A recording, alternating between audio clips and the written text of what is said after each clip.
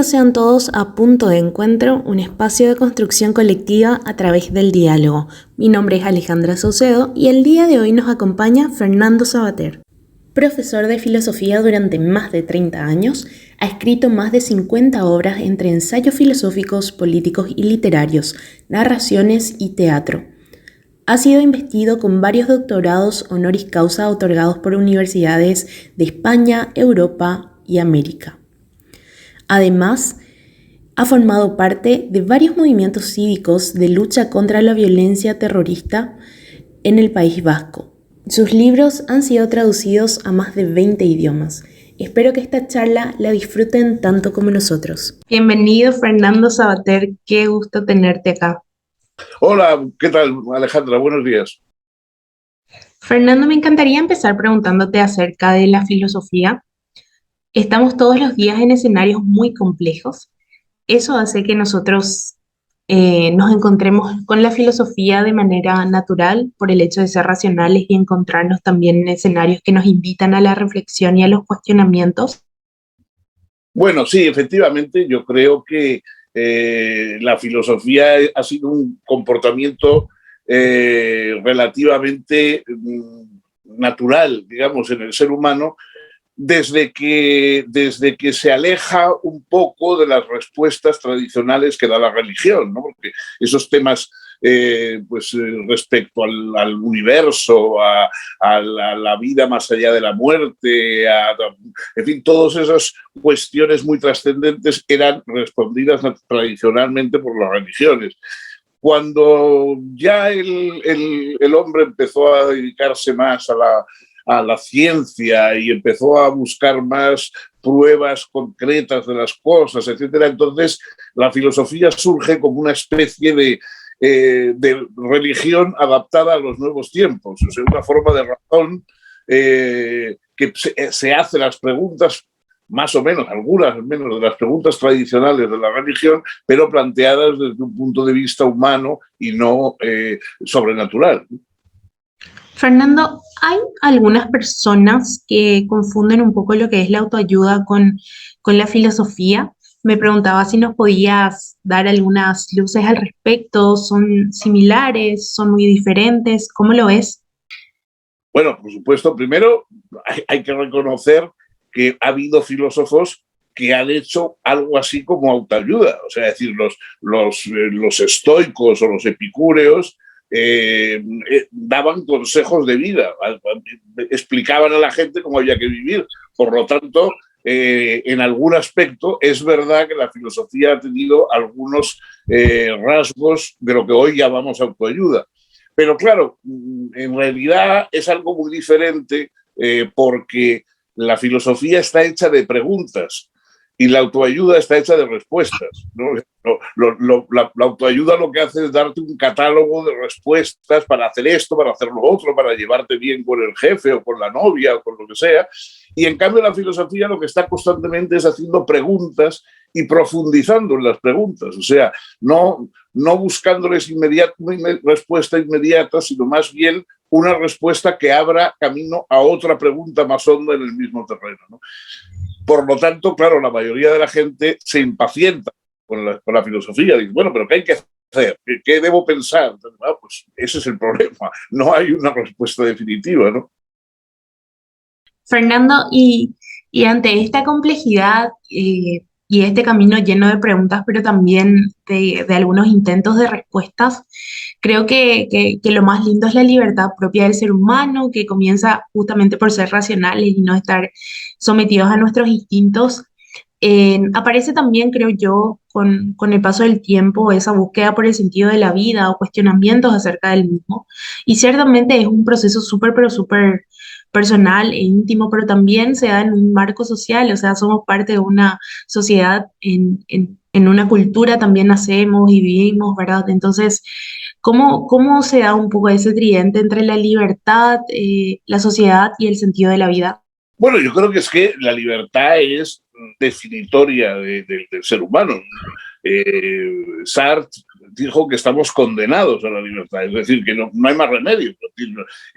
Los animales, que los seres zoológicos que tanto se nos parecen y que nos rodean, están determinados por la evolución y por la naturaleza, o sea, hacen lo que tienen que hacer. No se equivocan tanto como nosotros, porque la naturaleza les guía para hacer lo que tienen que hacer, pero por otra parte tampoco pueden optar por vías y por vidas completamente distintas a la que les ha mandado la naturaleza. En cambio, nosotros no tenemos idea de lo que hay que hacer, tenemos que inventarlo, tenemos que juntarnos con otros y preguntar qué es lo que hay que hacer, cómo vamos a vivir. Intentamos vivir de un modo, nos equivocamos, cambiamos y buscamos otro.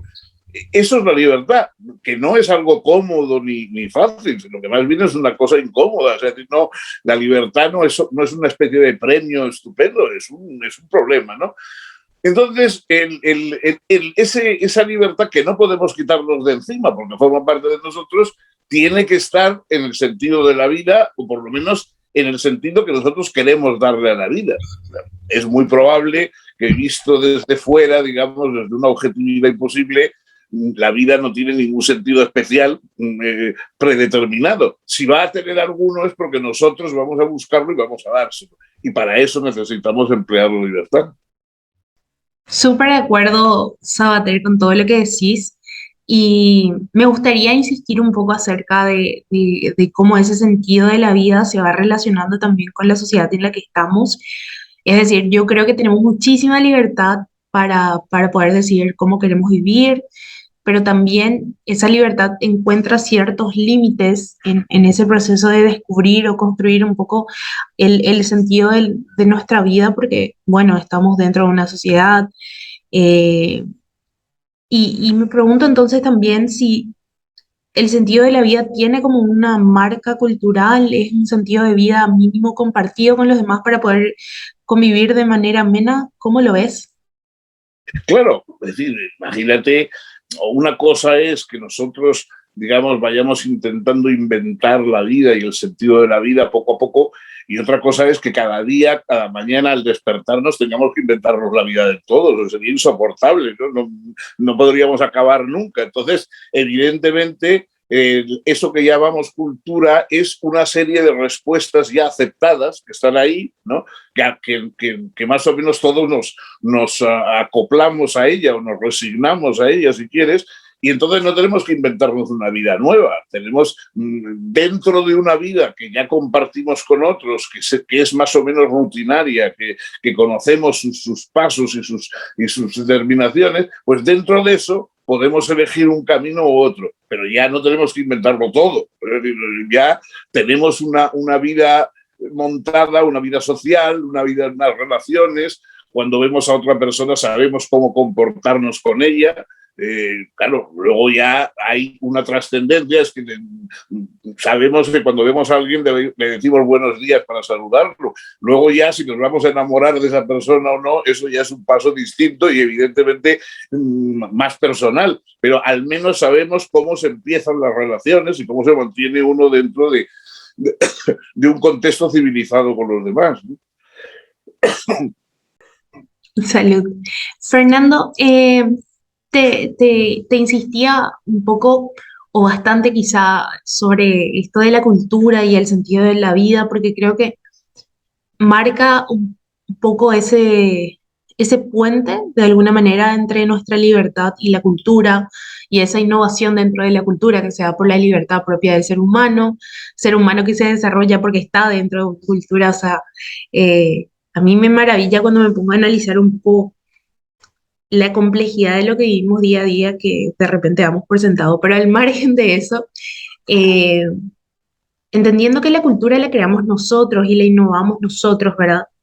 Creo que se puede explicar esa variedad de culturas que hay. Hoy estamos muy conectados gracias a la tecnología y eso también nos hace eh, saber cómo están eligiendo vivir en otros lugares del mundo y creo que la facilidad que tenemos de conectarnos y comunicarnos también nos hace eh, emitir juicios de valor al respecto con mucha facilidad.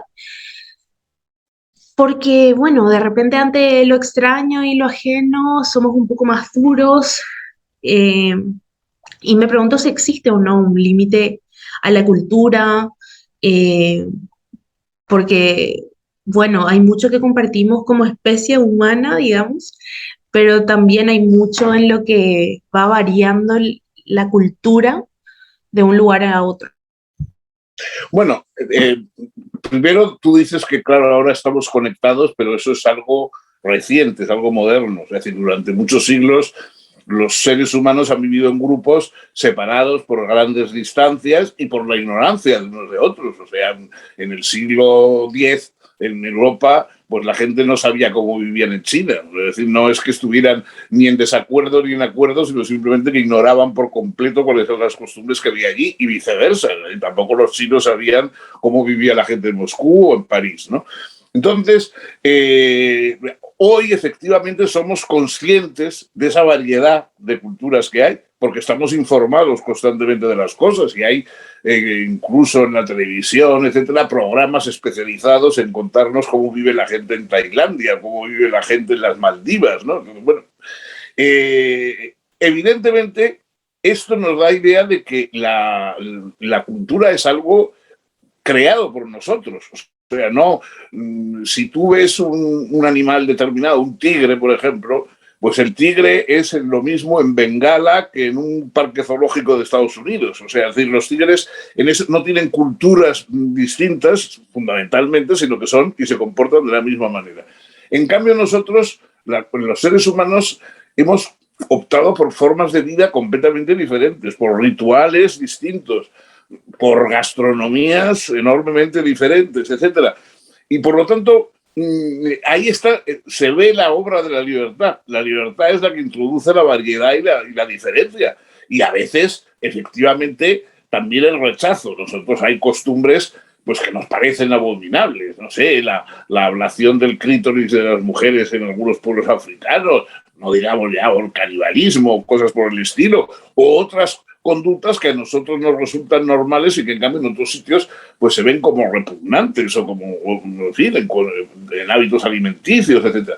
Eso, digamos, quiere decir simplemente que la cultura no depende exclusivamente de nuestra naturaleza. En parte sí. O sea, la gastronomía tiene formas muy diversas, pero no hay nadie que se alimente de ácido sulfúrico y de clavos retorcidos, ¿no? Porque eso es incompatible con nuestro estado físico y por lo tanto sabemos que los platos que va a haber pueden ser muy diferentes, pero todos tienen que tener un tipo de común de proteínas, de tal, porque si no, no sobrevivimos, ¿no?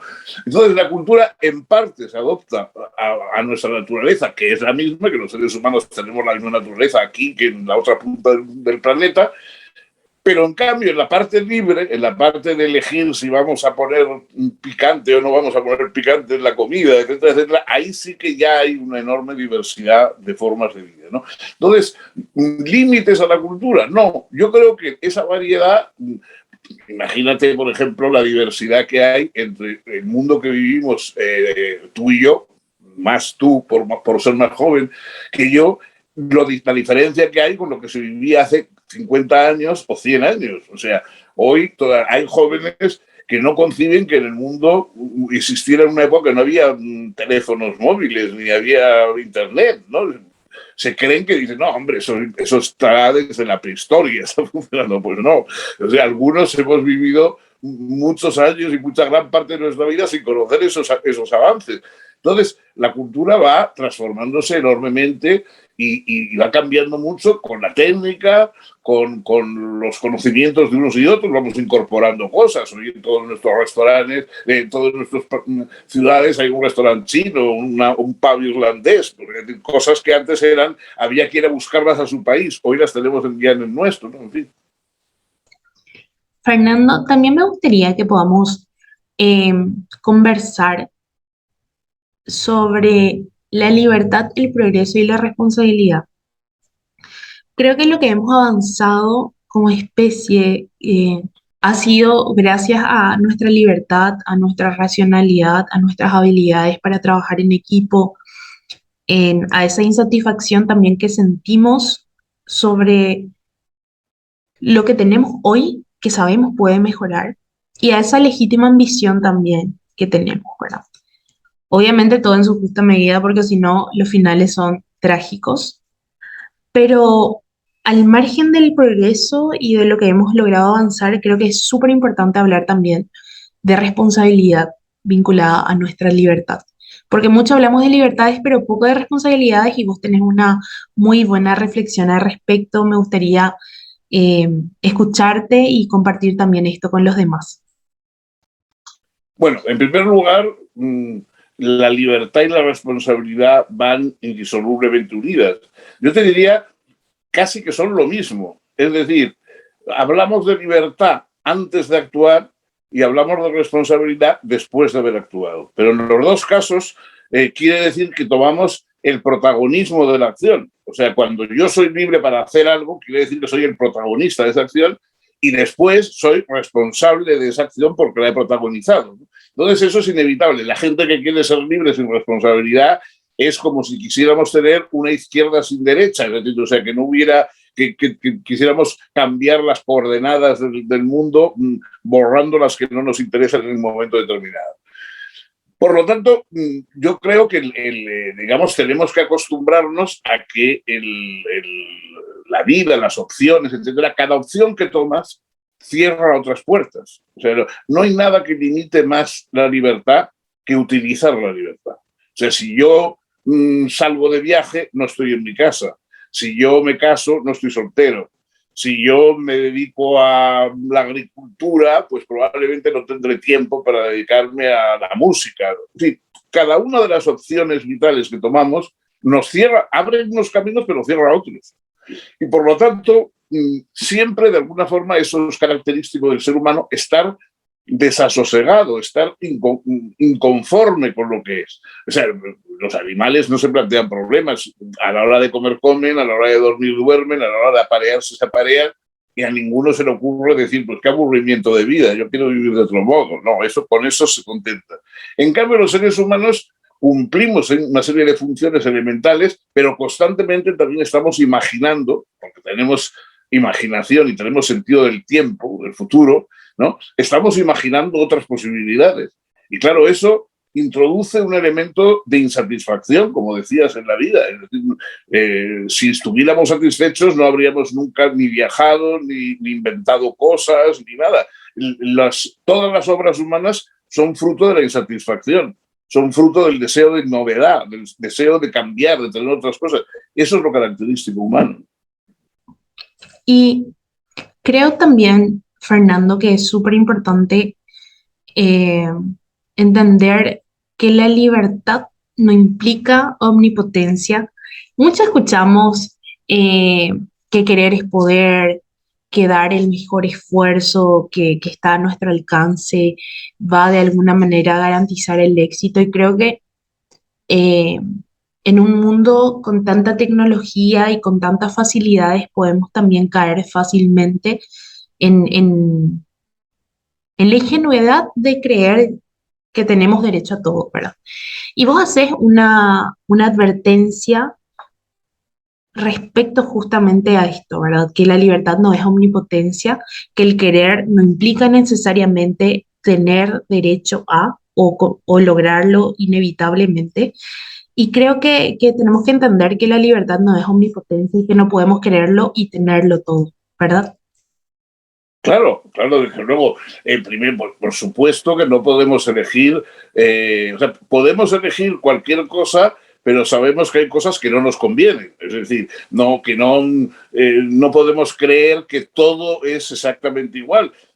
Yo puedo intentar subir al Everest, pero vamos, dado mi lamentable estado físico, probablemente no llegaría ni 50 metros de la base, porque realmente no podría hacerlo. Entonces, por intentarlo sí, pero no está a mi alcance. Hay cosas que no están a nuestro alcance, otras que se van con la técnica encontrando y facilitando y pudiendo hacerlas, pero yo creo que digamos, hay muchas razones para darnos cuenta de los límites, ¿no?, de nuestro poder. Por ejemplo, recientemente hemos tenido, y tenemos todavía, ¿no?, el caso de la pandemia del COVID, etcétera. O sea, bueno, eso es una buena lección de que no podemos hacer lo que queramos. Hoy en este momento tenemos que vivir con una serie de limitaciones, con una serie de precauciones. No podemos vivir como nos da la gana. Y la gente que dice, a mí no me importa el COVID, vivo como quiero, pues acaba en la UBI del hospital o en el cementerio, ¿no? O sea que no, evidentemente esas epidemias, esas plagas indican los límites de nuestras posibilidades. O sea, está bien, gracias a que tenemos medios técnicos, etcétera, hemos podido combatir, por ejemplo, la epidemia con vacunas, etcétera. Pero bueno, pero todo tiene sus límites. O sea, no, todos sabemos que cuando acabe esta epidemia, a lo mejor pasan 2 o 3 años y tenemos otra cosa peor, porque la vida está hecha de esas cosas que no podemos controlar, ¿no? Hay cosas controlables y cosas incontrolables, cosas que tenemos que aprender a controlar con el tiempo, es decir, cuando se presentan, pero todo es un camino difícil. Entonces, por supuesto, sentirse omnipotente como una especie de Dios de bolsillo, digamos, y creer que uno puede hacer lo que quiera, pero yo creo que cuando lo que se llama madurez es cuando uno va renunciando a esas cosas y va eligiendo la libertad que puede y no el simple deseo vacío de infinitos, ¿no? Totalmente. Y Fernando, en la pandemia también se abrió un debate sobre la libertad de cierta manera en torno a eh, el hecho de vacunarse o no. Pero más allá del hecho de vacunarse o no, lo que a mí me sorprendió de cierta manera era cómo aquellas personas que elegían libremente no vacunarse, no solamente querían tener ese derecho legítimo de elegir hacerlo o no, sino que sentían que todo tipo de restricción o cuidado que se podía tener en líneas generales, eh, donde se les prohibía la entrada o se daba algún tipo de limitación al ejercicio de su libertad para contener la situación, ellos lo sentían como un atropello. Y a mí me parece que no va tanto por ahí la cuestión, ¿verdad? Pero bueno, es un debate que se abrió. ¿Qué opinas al respecto? Bueno, ya antes hablábamos ya de que la libertad va acompañada de una responsabilidad. Es decir, yo soy libre de vacunarme o no vacunarme, pero el que tiene una fábrica o tiene una empresa es libre entonces de contratarme o no contratarme, ¿comprendes? O sea que eso, es decir, la libertad tiene una responsabilidad. El hecho de querer ser libre para poder contagiar a la gente, esa libertad no existe. O sea, si tú tienes un hijo pequeño y sabes que vas a mandarlo a un colegio en que hay una clase en que la mitad de los niños no están vacunados y por lo tanto pueden tener el COVID, pues el niño se queda en casa, ¿comprendes? Porque no quieres mandarlo y ponerle en riesgo.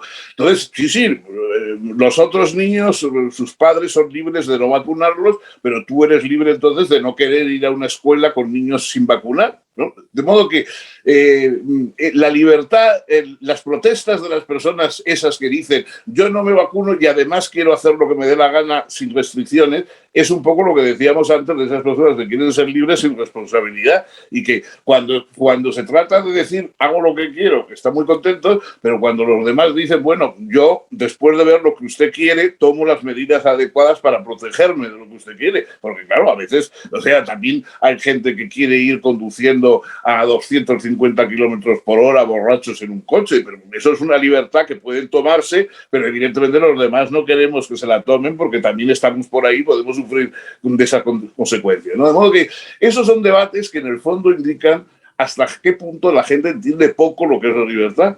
O sea, la libertad no es el capricho. La libertad tiene una responsabilidad que los caprichos no tienen por qué tener, ¿no? Y hablando de responsabilidad, hablando de libertad dentro de un marco social, bueno, no puedo evitar que me venga a la cabeza la democracia. Eh, y sobre todo la idea de la ciudadanía y el rol protagónico que tiene la ciudadanía para el fortalecimiento de la democracia, para el desarrollo y la consolidación de la democracia. Sobre todo el día de las elecciones, porque es el momento donde más soberano un ciudadano se siente, ¿verdad? En el cuarto oscuro, eligiendo qué es lo que considera mejor para el país. Pero también es cierto que no siempre se da una gran participación de la ciudadanía en las elecciones. Entonces, hay países que han optado por estipular en el marco legal la obligatoriedad del voto. Y en ese sentido me gustaría saber cuál es tu opinión al respecto. ¿Debe ser obligatorio? ¿Es un deber, es un derecho, es un poco de los dos? Eh, Existen también países que incluso han dado alguna multa o algún estímulo positivo bueno, incentivar la participación ciudadana. ¿Qué opinión te merece todo esto? Bueno, como quizás sepas, en España no hay obligación de voto, pero yo he defendido siempre la obligación del voto. O sea, a mí me parece que es más razonable, primero porque o sea, el ir a votar no quiere decir que tú tengas que poner un nombre determinado, puedes votar en blanco, si no te convence nada de lo que se te ofrece políticamente, puedes votar en blanco. Pero me parece importante que las personas se comprometan con la organización del país. O sea, desde nuestros padres griegos allí en la antigüedad, sabemos que en la democracia griega era obligatorio participar en política. Incluso como muchos cargos eran por sorteo, te podía tocar, quisieras o no, y tenías que ejercerlo. Es decir, la democracia nunca ha sido el hecho de apartarse de lo público, sino el hecho de que todo el mundo estaba implicado en lo público. Y para mí eso me parece que es digamos, la visión correcta. Votar te da permiso para luego opinar sobre lo que ocurre en el país. Si tú no votas, si tú te desentiendes, si no participas en ninguna actividad y luego criticas que la educación está mal, que la sanidad está mal, que otra... Bueno, es contradictorio. O sea, efectivamente hay cosas que tenemos que hacer entre todos, porque si no, nadie va a venir a hacerlas por nosotros. No van a venir los marcianos a resolvernos las cuestiones. Tenemos que mancharnos las manos nosotros, aunque sea equivocándonos, etcétera. Yo soy partidario, ya si me preguntas si quiero que hay que poner una multa, no sé qué, ya eso ya es muy difícil de decir. Ya supongo que habrá formas de, bueno, que haya que presentar un recibo de la papeleta de voto para determinadas cosas, ¿no? Y que eso hace que la gente pues termine yendo a votar y se acostumbre, digamos, a que quiera votar. Pero yo creo que es una sana costumbre el tener que votar, ¿no? Y que efectivamente yo también lo veo no solo como un derecho, sino como una obligación. Y hablando de derechos y obligaciones, de nuestra libertad, de la responsabilidad, del encuentro y la interacción con los demás en un marco social, creo que también es oportuno mencionar que la democracia está en crisis en Occidente.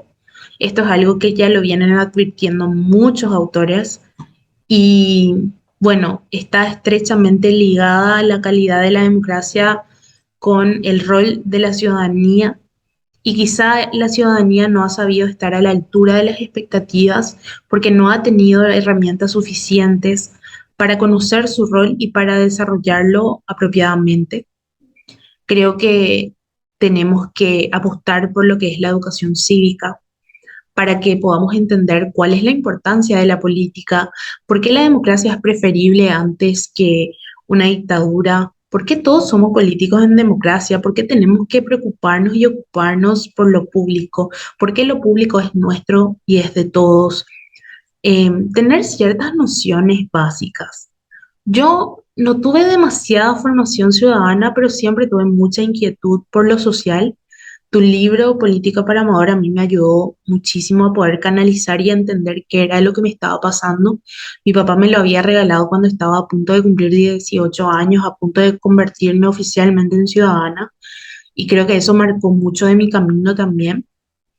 Eh, y al yo tener esa experiencia con un material que después me motivó a querer aprender y a querer involucrarme y a querer comentarle a los demás también por qué la democracia es importante y por qué tenemos que preocuparnos por lo que sucede en nuestro país, me parece que es súper importante remarcar la importancia de la educación cívica y como ciudadanos ser capaces también de exigirle al Estado que brinde esas herramientas para, para una formación cívica.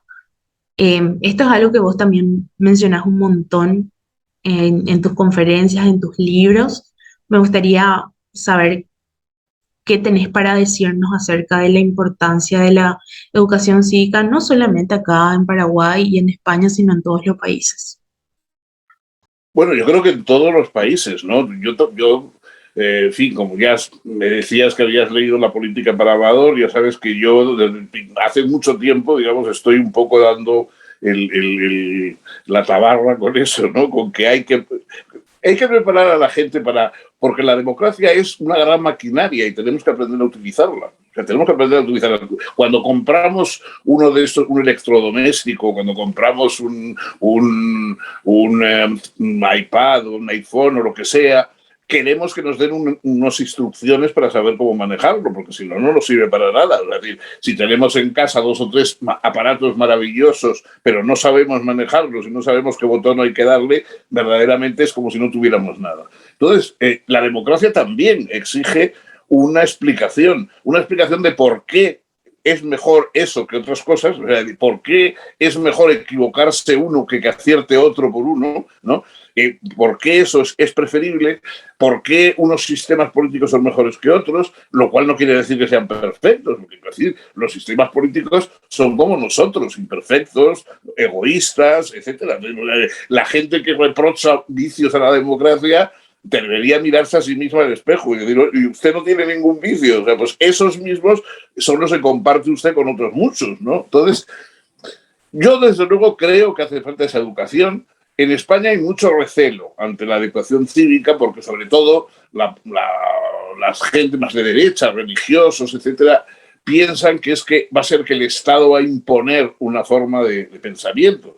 Pero primero, yo creo que no es el Estado el que tiene que educar, son los profesores y los maestros. Tiene que haber especialistas que transmitan unos valores que son valores comunes, es decir, el hecho de que considerar que el canibalismo no es una dieta adecuada para una persona civilizada, eso no es una opinión, eso se puede justificar. Entonces, claro, decir, no, yo no quiero que me metan en la cabeza ideas. Hombre, es que hay ideas que hace falta meter en la cabeza. Todos, cuando educamos a un niño, le metemos ideas en la cabeza, le decimos que no debe meter los dedos en el enchufe de la luz, ¿no? Entonces, en fin, podríamos decir, no, déjale que aprenda él a que le dé la corriente, ¿no? Yo creo que todos tratamos de evitar los males que tienen determinadas conductas. Entonces, en el terreno de lo cívico es igual.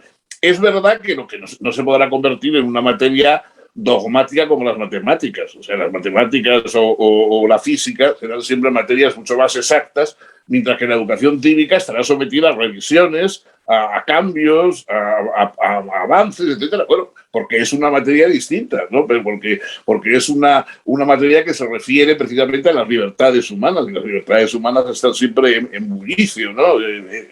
Funcionando. Pero yo creo que la educación cívica es una asignatura imprescindible, ¿no? Y creo que también es imprescindible, Fernando, pedirte que podamos reflexionar en torno a una famosa frase tuya que dice que en democracia políticos somos todos. Y es una absoluta verdad, pero una verdad que nos parece ajena a muchos todavía. Y creo que esa reflexión guiada por tu experiencia, por tus pensamientos, por tus conocimientos va a ser muy provechosa para los que estén escuchando este podcast. Así que me gustaría pedirte que nos expliques por qué todos somos políticos. ¿Por qué crees que es así? Pues mira, yo creo que todos somos políticos. En una democracia todos somos políticos. Lo que no somos es políticos elegidos para un cargo determinado. Es decir, podríamos presentarnos a unas elecciones, pero bueno, no nos presentamos porque creemos que hay otras personas más capacitadas, o etcétera, etcétera. Pero ser políticos, somos políticos todos. Los políticos que están en el mando en este momento son políticos a los que nosotros hemos mandado mandar. Les hemos mandado que manden. Pero la responsabilidad, la soberanía final reside en el pueblo y en los que los hemos elegido. Entonces, no conviene decir, no, es que los políticos son como una raza especial de gente muy mala y muy mentirosa y no sé qué. Bueno, no, es decir, lo peor de los políticos es lo mucho que se nos parecen a los restos de los ciudadanos. Eso es lo peor que tienen los políticos. Se parecen muchísimo a nosotros. Y entonces, por eso, si no nos gustan los políticos que hay, pues hay que elegir otros o ofrecernos nosotros mismos para sustituirlos, porque si creemos que lo podemos hacer mejor. Entonces, esa disposición, ese tener conciencia de que uno es político, no decir, cuando se dice los políticos es que no están muy lejos de la gente, no entienden a la gente. yo a veces pienso, bueno, y la gente entiende la función política, entiende lo que son los políticos, entiende lo que es tener que poner de acuerdo a grupos distintos, etcétera, con intereses diferentes para que las cosas coordinen. Pero claro, es decir, es verdad que hay políticos que se desentienden de la gente, pero hay mucha más gente que se desentiende de la política y de los políticos, salvo para criticarlos, etcétera. El ciudadano no es como un espectador que está en el teatro aplaudiendo o silbando a los actores que están en el escenario. Todos estamos en el escenario, en un papel o en otro, y eso no, conviene recordarlo, ¿no? Totalmente, totalmente de acuerdo. Y creo que también nos conviene recordar, Fernando, y tener siempre presente que la democracia realmente está en peligro cuando aparece el populismo y que nosotros como ciudadanos también tenemos que ser capaces de detectar a los populistas y sobre todo de no elegir a estos populistas que ponen en peligro lo que es el bienestar de la gente. Y en ese sentido me gustaría preguntarte, ¿cuál sentís que puede ser una buena estrategia para mantener lejos de la democracia y lejos de los cargos de decisión a los populistas? Bueno, te puedes imaginar que es difícil, no tengo ninguna fórmula clara porque, bueno, porque ya estamos viendo que es algo que más o menos va aquejando a muchos países diferentes de distintas formas. Ves populismo de derechas, populismo de izquierdas, populismo, pero efectivamente. Yo una vez definí el populismo como la democracia de los ignorantes. O sea, en la educación y la formación humana en general y cívica en particular, como decíamos, es lo que hace que la democracia pueda funcionar. O sea, la democracia para una persona que no sabe leer, ni escribir, ni entiende un discurso medianamente articulado, etcétera, pues es absurdo hablar de democracia. Es decir, no, es que la democracia tiene que ir acompañada de ciertos conocimientos para poder ejercerla. Todo el mundo tiene derecho a pilotar un avión, pero preferimos que lo piloten las personas que hayan aprendido a pilotar aviones y que tengan horas de práctica para que lo hagan bien. A mí, desde luego, no podría pilotar un avión. Puedo decir que tengo derecho, si quiero, a pilotar un avión, pero no aconsejaría a nadie que se subiera conmigo en ese avión, ¿no?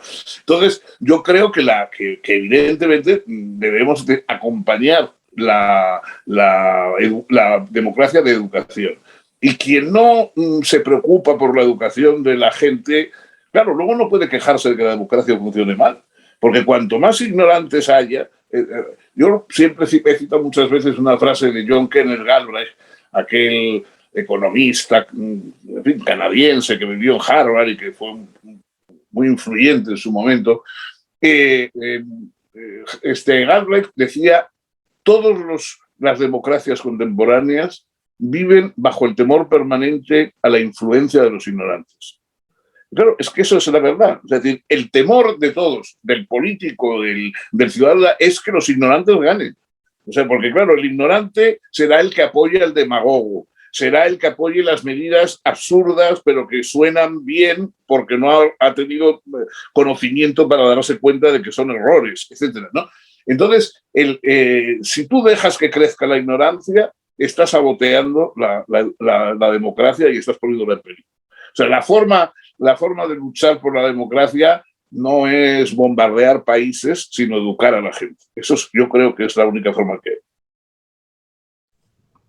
Fernando, y hablando de educar a la gente y hablando de las elecciones, de cómo elegimos a aquellos que nos representan, mucho se habla también de una especie de crisis de representación en cuanto a qué tanto nos gustan los gobernantes, ¿verdad? Parece paradójico porque finalmente los gobernantes son aquellos que son electos eh, democráticamente por una mayoría.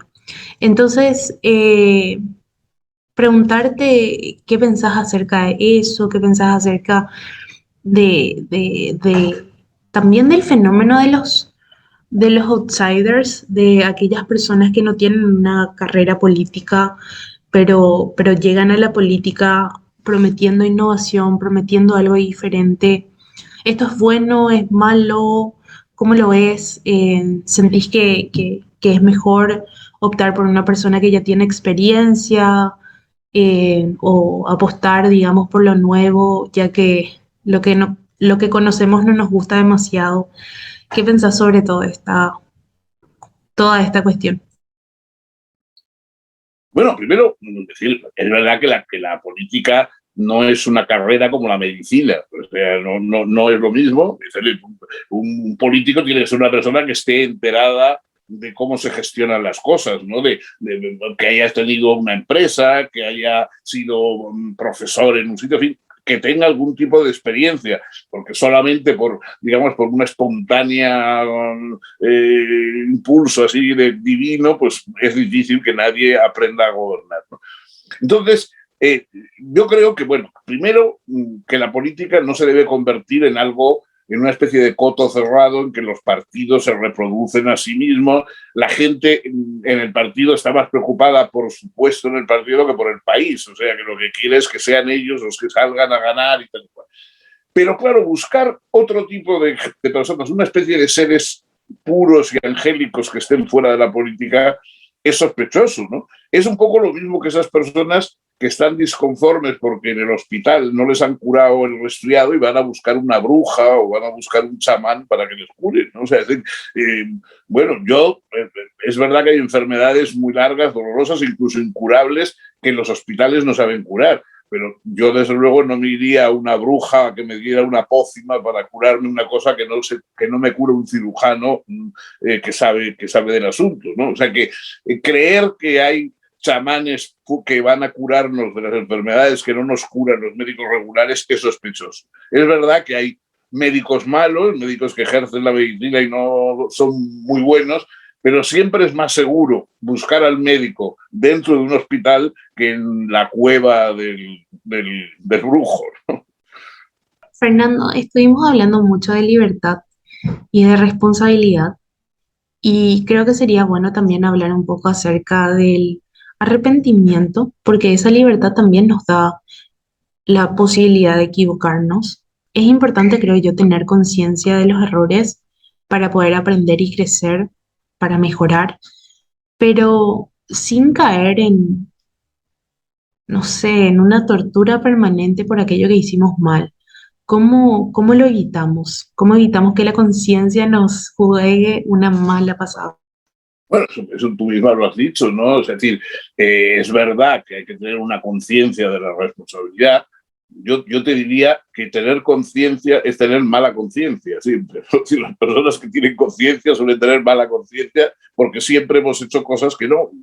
No te quiero decir si llegas, como te deseo, algún día a mi edad, claro, la cantidad de cosas de las que uno se puede arrepentir son infinitas, ¿comprendes? Entonces, es verdad que muestra una cierta salud moral el arrepentirse de cosas que uno ha hecho. Pero claro, eso no debe convertirse en una especie de enfermedad mental, que es que te paralice, ¿no? Que no puedes estar paralizado por ese tipo de pensamiento, ¿no? Hay algunos de los grandes maestros morales que ha habido, como por ejemplo Spinoza decía que el arrepentimiento era una cosa completamente banal y que no servía para nada. O sea, el estar dando vueltas, ay, lo que he hecho y tal, no, eso no sirve para nada. O sea, si te has dado cuenta de que está mal, no lo vuelvas a hacer y se acabó. O sea, no te pases la vida dándote con un látigo porque hiciste una vez una cosa mal, ¿no?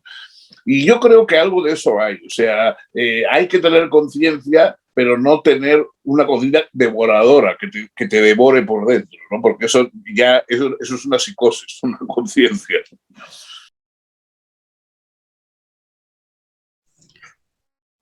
Fernando, creo que también sería bueno hablar un poco acerca de que estamos en un momento donde hay mucha diversidad y somos cada vez más conscientes de esa diversidad que existe.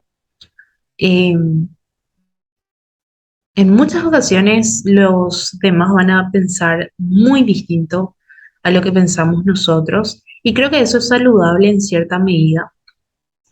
Pero también hay escenarios donde las personas se sienten tan identificadas con sus ideas que sienten también que cualquier crítica hacia esas ideas o incluso, eh, no sé, la defensa de una postura completamente diferente es como un insulto, como un atentado.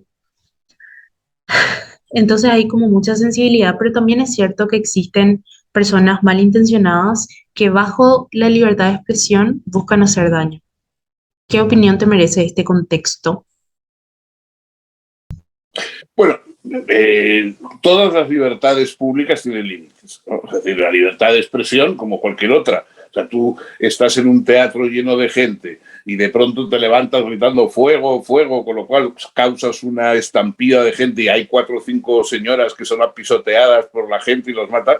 Bueno, y te meten en la cárcel. O sea, y tú no puedes decir, oye, yo es que me dio por ahí, yo soy libre y grito fuego cuando me apetece. No, o sea, todas las cosas tienen unos límites y tú no puedes, digamos, transgredirlos en nombre de la libertad. O sea, la libertad de expresión es eso, expresar opiniones, puntos de vista, etcétera, no amenazas, no insultos, no... Bueno, como yo tenía un amigo que cuando decían eso de, no, es que las palabras no matan, las palabras no hieren. Y dice, hombre, ¿cómo que las palabras no matan? Por ejemplo, apunten, fuego. Esas hay palabras que matan, evidentemente, ¿no? Entonces, bueno, yo creo que es conveniente, digamos, tener una visión racional de los límites de las cosas, o sea, las consecuencias, como decíamos, hay unas consecuencias.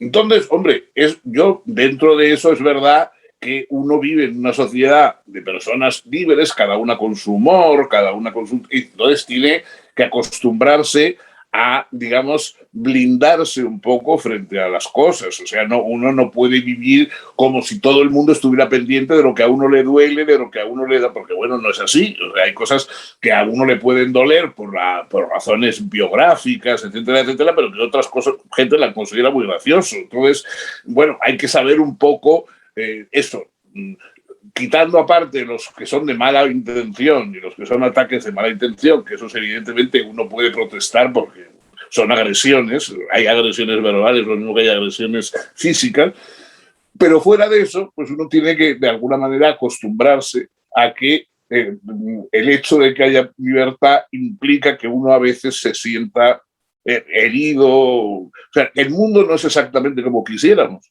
Es decir, yo pienso que la sociedad siempre nos duele un poco. O sea, nunca estamos cómodos del todo. Son como unos zapatos en que, bueno, es mejor llevar esos zapatos que ir descalzo, pero los zapatos nos aprietan un poco y nos duelen, ¿no? Pues eso, la sociedad es igual. O sea, es mejor vivir en sociedad, pero por otra parte, también tiene sus contraindicaciones. Schopenhauer tenía una metáfora muy bonita que decía que los seres humanos vivimos como los puercoespines en invierno. Los puercoespines en invierno, por lo menos tal como se los imaginaba Schopenhauer, se meten en una cueva para estar calientes, entonces se acercan todos unos a otros para calentarse, pero claro, si se acercan demasiado se pinchan con las espinas y entonces tienen que mantener un cierto límite, es decir, no acercarse tanto como para pincharse, no alejarse tanto como para morirse de frío. Bueno, pues yo creo que eso es un poco un buen retrato de la sociedad.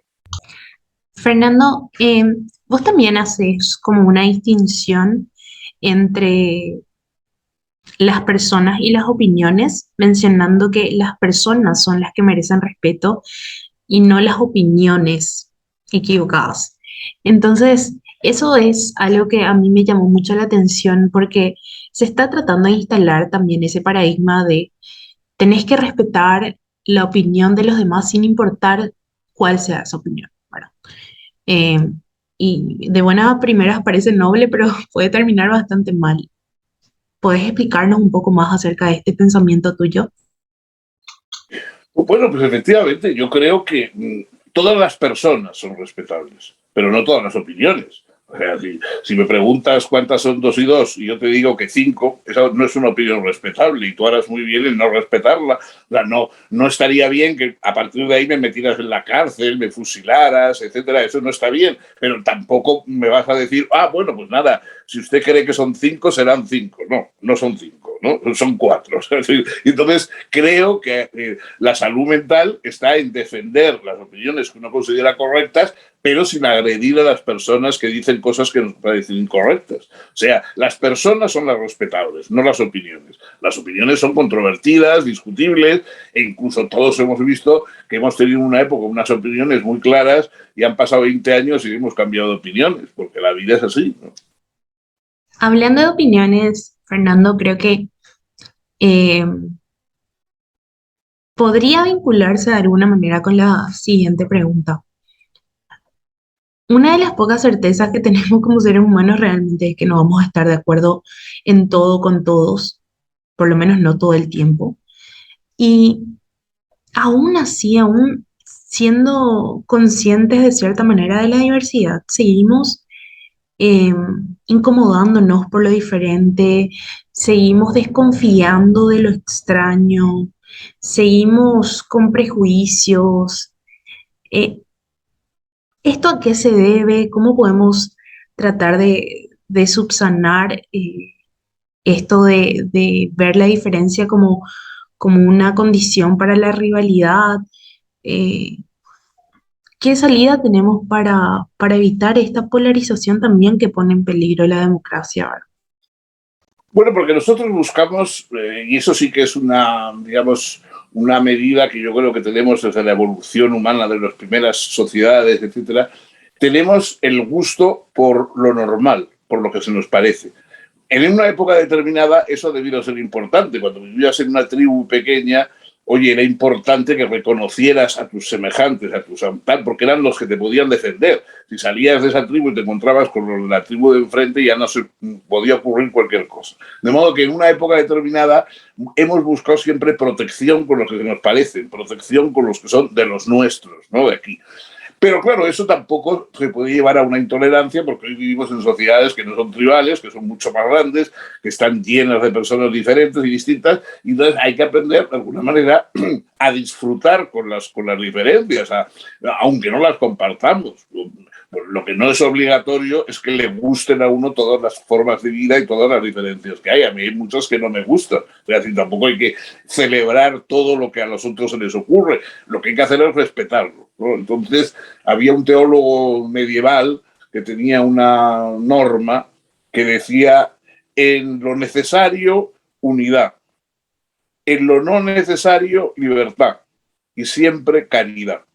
Bueno, yo creo que es una buena norma. Es decir, en lo que es imprescindible, digamos, cuestiones de vida o muerte, cuestiones de protección de la infancia, de los enfermos, de evitar las desgracias, las catástrofes, etcétera, ahí tenemos que unidad. Ahí no caben, digamos, las originalidades que pueden causar algo, una desgracia.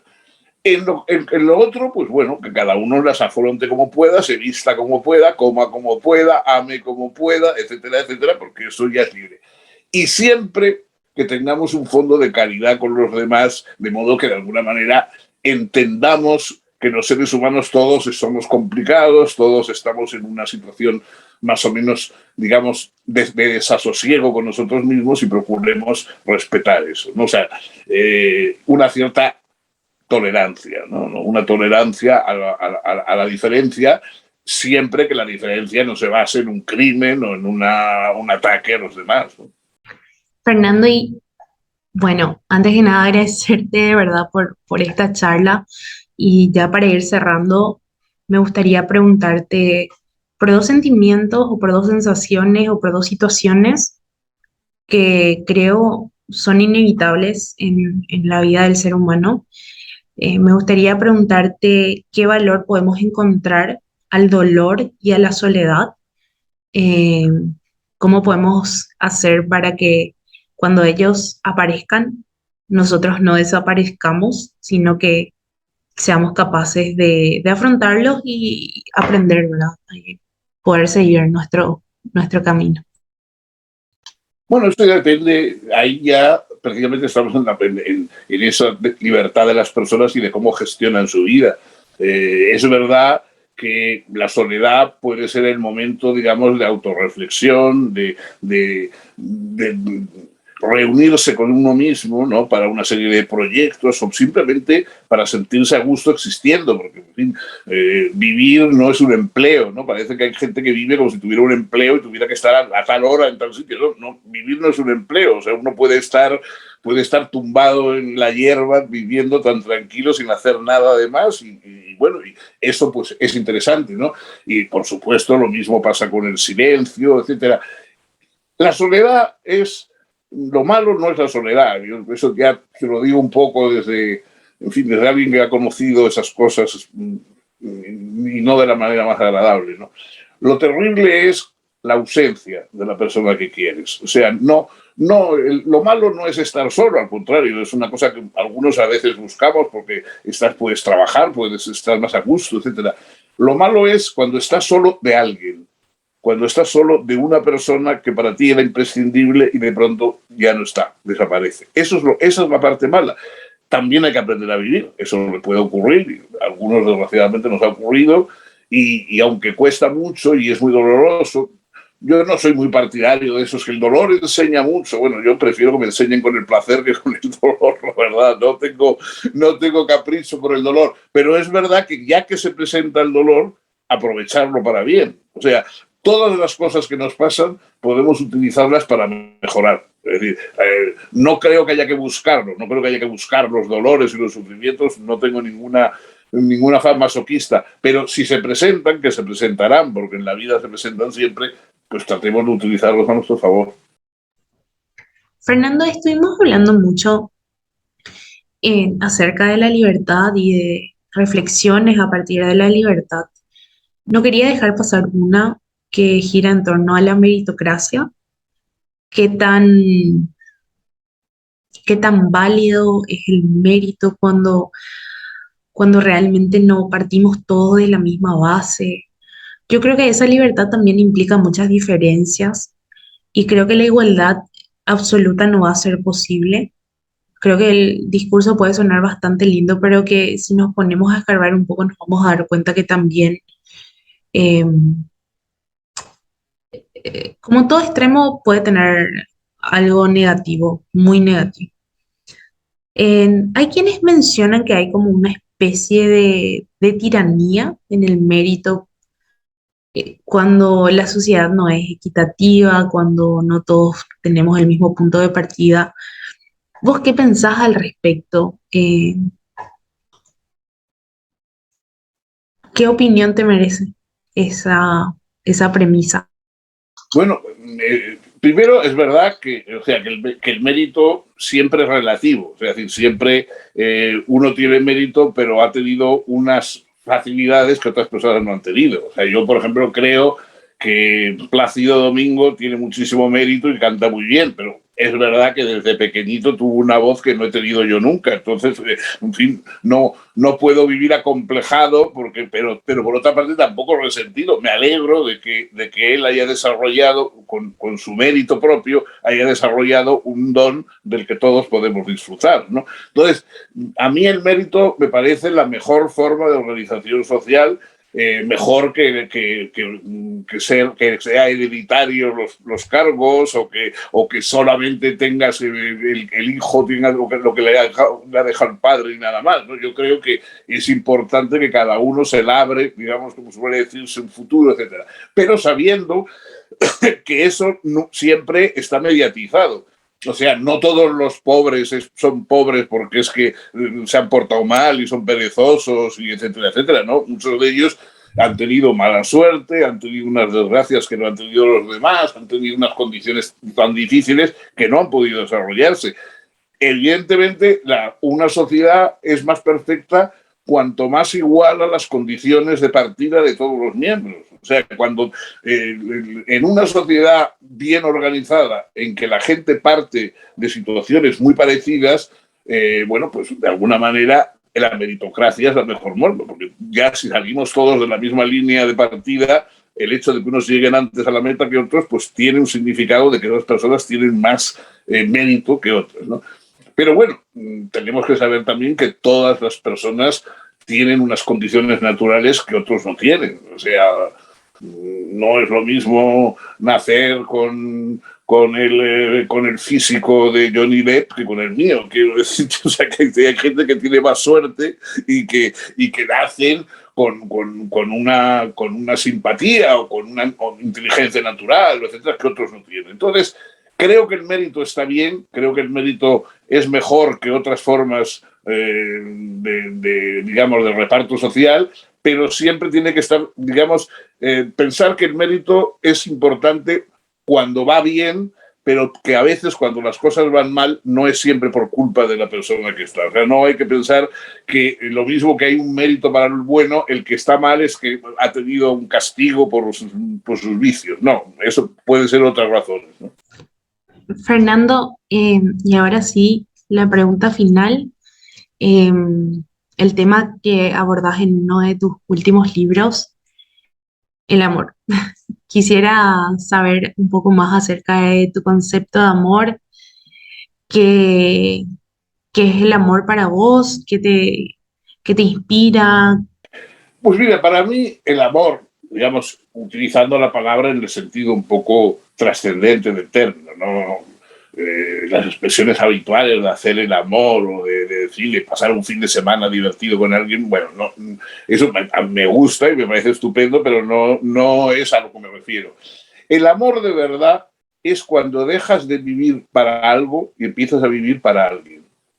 Ese es el momento en que cambia la vida. Es decir, cuando todos estamos viviendo para lograr un objetivo público, para ganar dinero, para ser importante, para ser sabio, para lo que sea, bueno, y de pronto te enamoras y entonces solo vives para otra persona. Ya te importa menos la sabiduría, el dinero, etcétera, etcétera. Lo que quieres es vivir para otra persona.